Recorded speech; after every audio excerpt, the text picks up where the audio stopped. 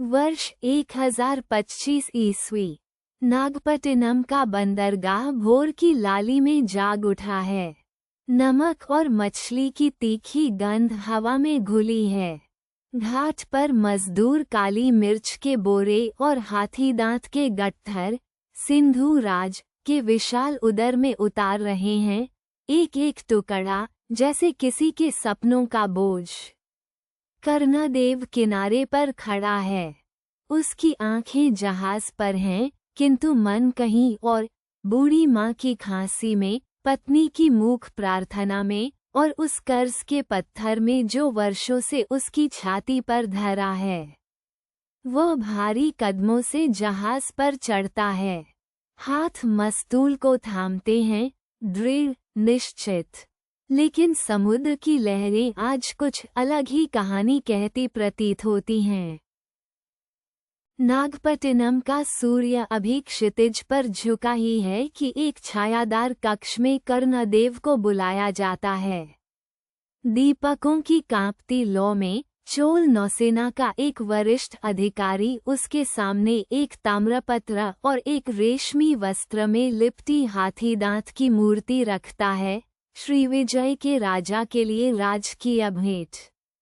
मूर्ति की नक्काशी इतनी सूक्ष्म है, इतनी दिव्य, कि उसे छूना भी पाप लगे। यह कोई साधारण व्यापारिक सौदा नहीं, ये राजाज्ञा है।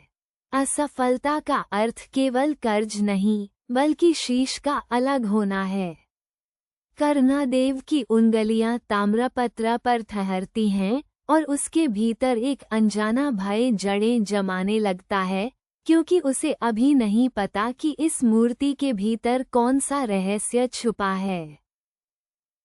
रात का आकाश एक विशाल काला कपड़ा है, जिस पर लाखों तारे कड़े हैं, और कर्णदेव इस कपड़े को पढ़ना जानता है। जहाज की नोक पर खड़ा वो व्यापारी अपनी आंखें आकाश पर टिकाता है, ठीक वैसे जैसे उसके पिता ने उसे सिखाया था, धीरे धीरे, धैर्य के साथ। नमक की गंध वातावरण में घुली है। लहरें लकड़ी के पतवार से टकराकर एक लय बनाती हैं, मानो समुद्र स्वयं सांस ले रहा हो। दक्षिण की ओर से आती उष्ण हवा दोचपाल को भर देती है। नाविक खामोश हैं, थके हुए, पर भरोसेमंद। ये शांति एक वरदान है। लेकिन समुद्र के इस विशाल विस्तार में शांति हमेशा स्थायी नहीं होती, क्षितिज पर कुछ और ही प्रतीक्षा कर रहा है। रात के तीसरे पहर, बिना किसी चेतावनी के, आसमान फट पड़ता है। हिंद महासागर की काली लहरें 50 हाथ ऊंची जहाज के तख्तों को चबाने लगती हैं। मस्तूल कराहते हैं, रस्सियां सर्पों की तरह हवा में तड़पती हैं। नाविकों की चीखें नमक और वर्षा में डूब जाती हैं। एक एक करके कई प्राण अंधेरे जल में समा जाते हैं, नाम लेने वाला भी कोई नहीं बचता। कर्णदेव का पूरा माल, वर्षों की मेहनत, परिवार का भविष्य, देख पर बिखरने लगता है। तब वह देखता है, जहाज की कुलदेवी की मूर्ति लहरों की चपेट में। बिना एक क्षण सोचे वो उफनते अंधेरे में झपट पड़ता है। जब तूफान थमता है, तो जहाज एक अनजान तट की छाया में खड़ा है, और उस द्वीप पर कुछ ऐसा प्रतीक्षा कर रहा है, जो कर्णदेव की कल्पना से परे है। भोर की धुंधली रोशनी में, टूटे हुए मस्तूल और फटी हुई पालों के साथ, कर्णदेव का जहाज एक अनजान किनारे से टकराता है। ये द्वीप किसी भी चोल नाविक के चार्ट पर अंकित नहीं है, जैसे समुद्र ने स्वयं इसे छुपाकर रखा हो। घने ताड़ के वनों के पीछे पत्थर की टूटी हुई दीवारें उगती हैं, जिन पर अनजानी लिपि उकेरी गई है।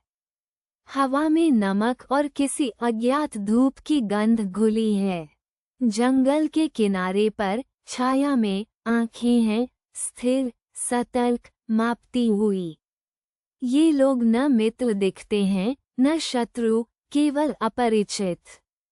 कर्णदेव जानता है कि यहाँ उसकी अगली चाल उसके जीवन की सबसे निर्णायक चाल होगी।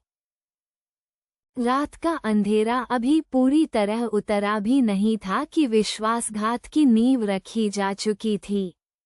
कर्णदेव का सहायक माधव, वही जिसे उसने अपने पुत्र की तरह पाला था, चुपके से हाथी दांत की दुर्लभ मूर्ति उठाता है। उसकी उंगलियां कांपती नहीं, आंखों में पश्चाताप की एक लकीर भी नहीं। द्वीप के सरदार के दरबार में वह झूठ बुनता है, इतनी कुशलता से जैसे वर्षों से इसी पल की प्रतीक्षा हो। लोहे की बेड़ियां कर्णदेव की कलाइयों को जकड़ती हैं, नमक और धुएं की गंध हवा में घुली है, और उसकी आंखों में अविश्वास का वह भाव है जो टूटे हुए मनुष्य को ही नसीब होता है। अब प्रश्न यह नहीं कि वो अपना कर्ज चुका पाएगा, प्रश्न ये है कि क्या वह जीवित बचेगा। दशकों के समुद्री अनुभव ने कर्णदेव को ये सिखाया है, तलवार से नहीं, शब्दों से युद्ध जीते जाते हैं। वह झुककर अपनी कांपती उंगलियों से चमड़े की थैली खोलता है। भीगे हुए ताम्रपत्र पर चोल राजमुद्रा अभी भी चमकती है, दशकों पुरानी संधि का जीवित प्रमाण। सरदार की आंखें सिकुड़ती हैं, फिर खुलती हैं, और तब एक क्षण जो इतिहास को मोड़ देता है। कर्णदेव अपने बचपन की स्मृतियों से खींचकर उस द्वीप की भाषा के कुछ टूटे फूटे पर सच्चे शब्द उच्चारित करता है। नारियल के पत्तों की सरस राहत थम जाती है। सरदार के होठों पर एक अनिश्चित मुस्कान उभरती है, अविश्वास और आदर का संगम। बुद्धि ने आज भाले को हरा दिया है, लेकिन इस द्वीप के रहस्य अभी पूरी तरह सामने नहीं आए हैं। न्याय की घड़ी आती है, धीमे परंतु अटल। सरदार की आंखें सच्चाई को पढ़ लेती हैं, जैसे एक अनुभवी नाविक क्षितिज पर तूफान को भांप लेता है।